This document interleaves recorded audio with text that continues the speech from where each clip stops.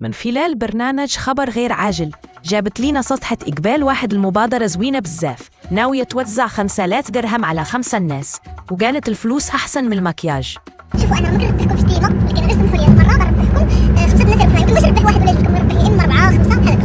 هاد المره بقيت كنفكر احسن حاجه ممكن تربحي الناس هي الفلوس، احسن من لي برودوي ميكاب. هو حتى الميكاب لي برودوي وين كتربحكم ديك المره ميكاب ولا برودوي يعجبوكم، مي هاد المره قلت الفلوس احسن. وانا البيجي ديالي هو 1000 درهم، زعما نقدر نعطي 5 الناس. هادشي هو اللي درت. 5000 درهم ها هي دابا 5000 درهم. 5 الناس يربحوا معايا 1000 درهم. واخا قليله ولا كيبغيو قبلوا على موجود، قبلوا هي كاع كيقولوا لا قبلوا على موجود ولا قبلوا على ما وقبلوا 1000 درهم. شكون غادي دير بها؟ دير بها لي برودوي، تشري بها لي برودوي تخرجي بها. المهم كل وحده وتشري بها داكشي اللي خاصك. ولا انا راه ما كنهضرش مع البنات، كنهضر حتى الدراري. ربحوا حتى واحد الدري كنربح معايا واحد النهار 500 درهم. الصراحة ما كذبتش، الفلوس كتحل بزاف ديال المشاكل. المكياج غير كيزوق الوجه، أما الفلوس كتفرح القلب.